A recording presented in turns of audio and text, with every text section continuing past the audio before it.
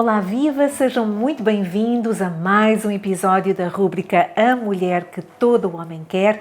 Nós vamos dar seguimento aqui à nossa conversa sobre o livro da Dona Núbia, não é? Este livro que tem sido uma riqueza para muitas mulheres. Nós temos lido o testemunho de muitas mulheres que têm mergulhado nesta literatura e temos percebido o como cada uma tem sido alcançada nas suas necessidades, e isso é sempre importante, nós sabermos como elas têm sido ajudadas.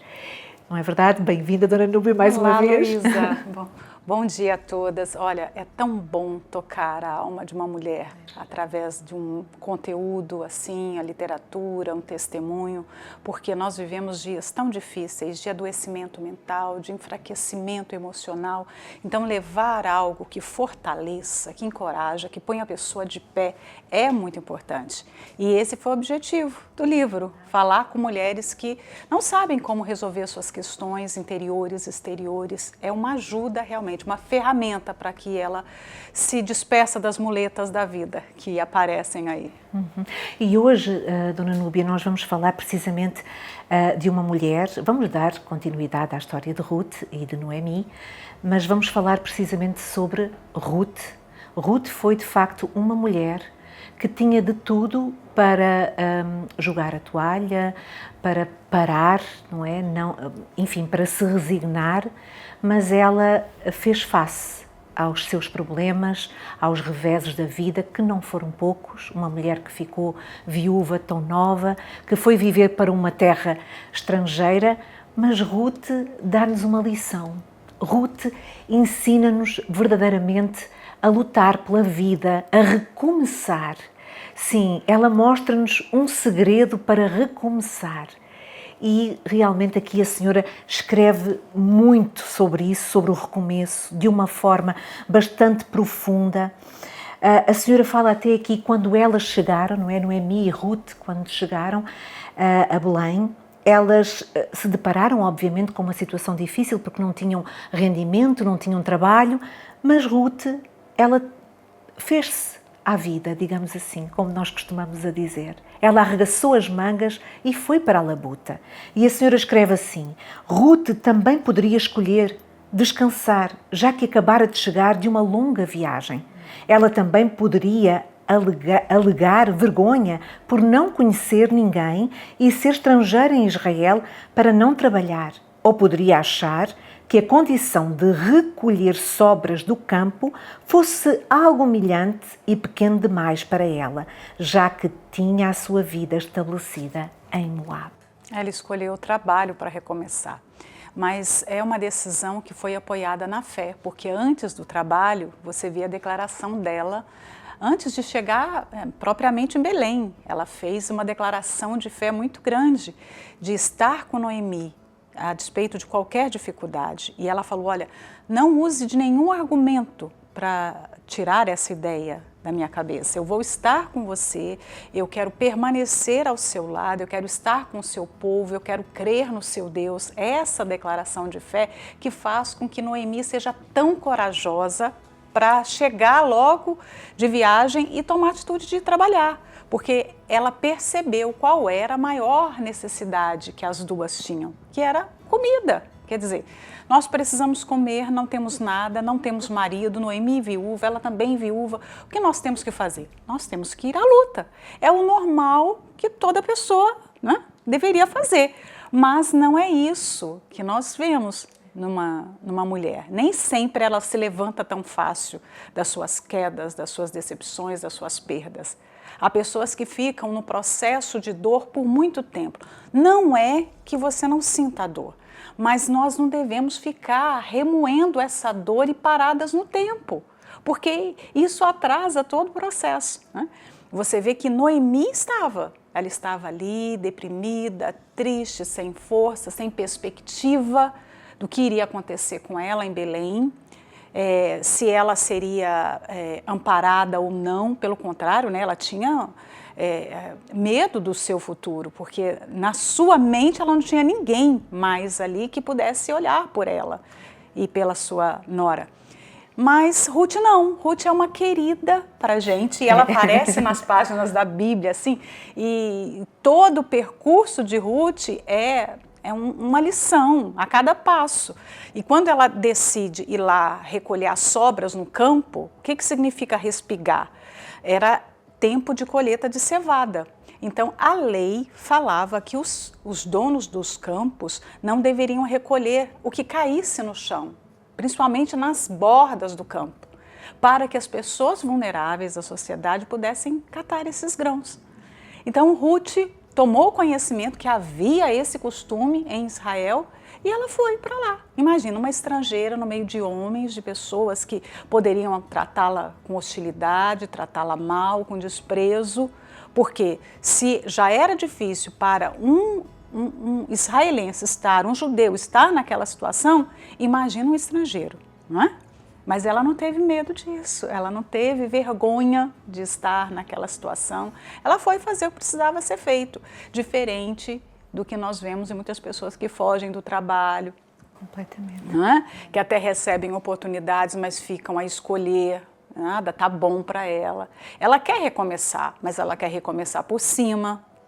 Exatamente. Ela não quer se humilhar, ela não quer que ninguém veja que ela está numa pior, que ela precisa de ajuda. E Ruth não é assim. É humilde. Ela é muito humilde, sim, ela é muito humilde. E aí que tá. Ela trabalha, eu até marquei aqui o versículo, porque eu gosto demais, que está no livro de Ruth, que leva o seu nome, no capítulo 2, é o verso 7.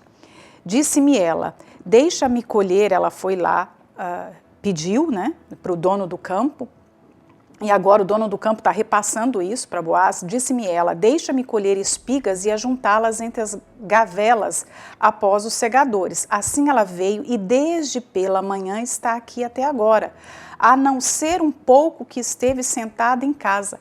Ela ficou o dia todo trabalhando, só parou para comer. Ela ficou sentada só uns minutinhos que ela esteve a comer. O restante do dia, o sol quente, o clima seco de Israel, ela estava ali a trabalhar. E aí, às vezes, a gente pensa assim, eu estou aqui me esforçando tanto, e quem está vendo o que eu estou fazendo? Né? Porque vem logo aquela sensação, ninguém valoriza o que eu faço, ninguém vê o que eu faço. Pelo contrário, tem sempre alguém que observa. E ainda que olhos humanos nenhum visse, Deus vê aquele que se esforça. Então, ela estava sendo observada e não imaginava, né? Ela não imaginava. E eu falo, Luísa, que não existe coincidência para quem crê. Para os da fé, existe Jesuscidência, porque ela estava colhendo os restos ali num campo e, de repente, ela passou para o outro campo, e era o campo de Boaz, esse campo aqui. O campo de um bom homem, de um homem que era um parente próximo a Elimeleque. Exatamente. E Noemi não se dava conta que ela tinha, na verdade, 2 resgatadores. Às vezes as pessoas pensam assim, mas que isso, resgatador? Existia a lei do levirato naquela altura.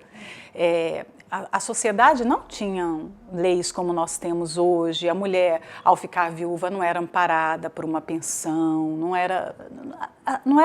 a vida não era organizada da forma como nós temos hoje, né, na sociedade.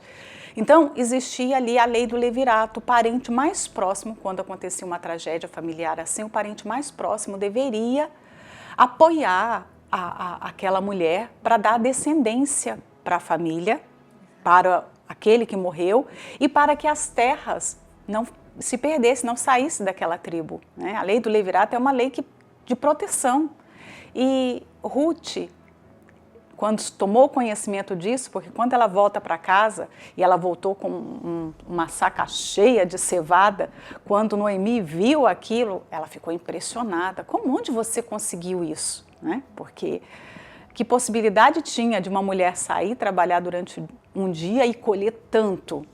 Né? Ela foi favorecida por Deus, ela foi favorecida por Boaz, que viu o esforço dela, e contou, olha, eu encontrei um campo, eu encontrei um homem, esse homem é o fulano de tal, que é o Boaz, né? Era o melhor partido da cidade, não poderia ter um homem melhor, né? E aí Ruth se lembrou que ele fazia parte da família, era um parente distante e que ele poderia resgatá-la. né? Olha só que coisa maravilhosa. E isso não aconteceu de uma forma assim natural. Porque se fosse, vamos falar humanamente, qual a chance que uma moabita teria para se casar com um Boaz, um homem, um bom partido como esse, era lá em Israel? nula, não é? Impossível, não é? Mas verdade. Deus fez com que esse encontro acontecesse, com que Boaz tivesse olhos para vê-la, né? Quantas mulheres em Belém, quantas jovens, quantas mulheres bonitas, de boas famílias que existiam ali, né? Exato. E ele se interessar por do mesmo povo, né? E ele se interessar por uma moabita, viúva, que está ali num estado de vulnerabilidade enorme, catando as sobras do campo. Exatamente, né? E que não iria trazer nada assim para ele. Não poderia agregar aparentemente ao nome dele nada. também. Então Deus fez com que houvesse esse encontro. E isso é uma lição muito grande para os solteiros, sabe? Para as pessoas que estão, de repente, sozinhas agora e pensam assim, não tem ninguém para mim, eu não consigo ver nenhuma pessoa. Qual a chance de ser feliz, de ter um novo casamento, de recomeçar a vida, né? Eu ouvi a história de uma viúva recentemente e ela falou que por muito tempo ela ficou amarga, infeliz, porque ela perdeu o marido muito jovem. E o marido, eles namoraram muito tempo, foi o sonho da vida aquele casamento e de repente ele se foi. Então ela ficou ali a remoer todas as suas experiências com ele, as suas lembranças e parou no tempo. Né? E só agora, conhecendo o Senhor Jesus, conhecendo essa fé que te empurra para frente, que ela viu, poxa vida, perdi tanto tempo, eu posso ser feliz ainda. Né? Porque muitas pessoas não se veem mais em condições assim, de recomeçar. E aí você pensa, como alguém pode pensar que não tem ninguém compatível a ela se nós moramos num mundo, habitamos num planeta com 8 bilhões de seres humanos? Exato. Não é? É uma loucura isso. É verdade. Há que se usar a fé mesmo, há que se apegar a Deus com todas as forças, porque é essa a lição que Ruth nos dá. Porque Ruth, ela poderia ter ficado da mesma forma que Noemi. E tinha o seu direito, até porque ela era uma jovem. Onde é que havia a força, não é? Hoje em dia nós sabemos que os jovens têm mais inclinação para não trabalhar tanto, digamos assim, querem um trabalho mais cômodo e não há nada de mal nisso. Mas o problema é a pessoa se entregar, ou não vê perspectiva, não consegue ver além. E Ruth nos dá essa lição. Faz-nos abrir a nossa visão. Eu, quando li na perspectiva aqui da mulher que todo homem quer, um livro inspirado pelo Espírito Santo, quando eu li, Dona Núbia, para mim, Ruth foi assim um abrir de olhos, um abrir de entendimento e realmente uma força. Porque cada palavra, à medida que eu ia absorvendo cada palavra, eu percebia que o quão forte ela era e como eu também posso ser forte. Como eu também posso apegar-me a Deus dessa maneira e não olhar às barreiras, às circunstâncias, às dificuldades, mas sim lutar e viver a cada dia essa fé. Que é o mais importante, é viver a fé, que foi isso que Ruth viveu. A fé. E nada mais, não é? Eu falo que o salto de fé que Ruth deu era maior, para mim, naquela altura, foi maior do que o do próprio Abraão, que é o pai da fé, o homem escolhido. Quando a Bíblia fala assim, para olhar para alguém de fé, olhe para Abraão, né? Mas quando eu vejo Ruth tomando a decisão de seguir Noemi, não importando as situações, o que ia acontecer em Belém, ela não teve nenhuma promessa para se apegar. Quando Deus escolheu Abraão e mandou ele sair da terra de Ur, dos caldeus, Deus fez 7 promessas para ele. Falou que faria o nome de Abraão grande, falou que daria uma descendência numerosa para ele, né? Como o pó da terra, como as estrelas do céu. Ele ouviu o mesmo chamado, não é? Ele teria... Deus fez muitas, só no início foram 7 promessas, imagina isso, né? Ele teria nele toda todas as famílias da terra seriam abençoadas, né? Quem abençoasse Abraão seria abençoado, quem amaldiçoasse Abraão seria amaldiçoado. Então Abraão teve muitas promessas para seguir o chamado. Ruth, pelo contrário, ela não teve nenhuma promessa. Ela não teve assim, eu vou seguir, eu vou para Israel, eu vou obedecer o Deus de Noemi porque eu vou receber isso ou aquilo. Não. O que ela tinha para se apegar? Mas, mesmo não tendo promessas, ela foi. Então, muitas vezes as pessoas pensam assim, o que eu vou ganhar se eu servir a Deus? Você sempre vai ganhar muito. Não existe perda, a renúncia que nós fazemos por amor ao Senhor Jesus, por amor ao Evangelho, que nos leva a uma perda total. Pelo contrário, Deus tem muito mais a nos oferecer do que nós, propriamente, a renunciar por Ele, né? Então, quando ela renuncia à sua terra, os seus deuses, a sua família, porque deixar Moabe não era como o que acontece hoje, uma pessoa sai de um país, por exemplo, alguém sai do Brasil, vem para Portugal, mas essa pessoa sabe que vai ter um momento que ela vai regressar, que ela vai ver a sua família, que ela vai ter esse encontro novamente com os seus familiares. Não era assim naquele tempo. Ela deixar Moabe era fechar a porta para todas as interações com seus familiares. Então, se ela estivesse em Moabe, ela teria muito mais chances, aparentemente, de se casar, porque ela estava entre o seu povo. Mas ela fechou todas as portas. A decisão foi radical. Ela não iria mais voltar. Não teria mais volta nem para sua casa, nem para os seus deuses, nem para os seus costumes, nada. Ela passaria a pertencer a Israel e viveria sob os costumes de Israel, do povo de Israel. Olha que decisão. Você pensa que ela perdeu? Não. Ninguém nunca perde por obedecer a Deus, por ter uma atitude de fé. Ela recebeu a honra de conhecer também o homem mais honrado que existia ali. Mas vamos nos despedir, Dona Núbia, com um pequeno trecho aqui muito interessante sobre Ruth. Diz assim: Ruth não plantou naquele campo, mas havia plantado no solo fértil de Deus. Sim. E Ele a recompensou. Eu achei assim extraordinária. Não existe mulher feia, não existe ninguém excluído para pensar assim, eu nunca vou ser feliz.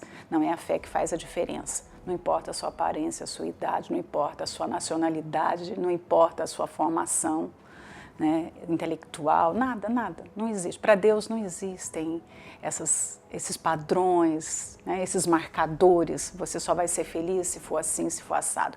Você é feliz quando vive a sua fé realmente.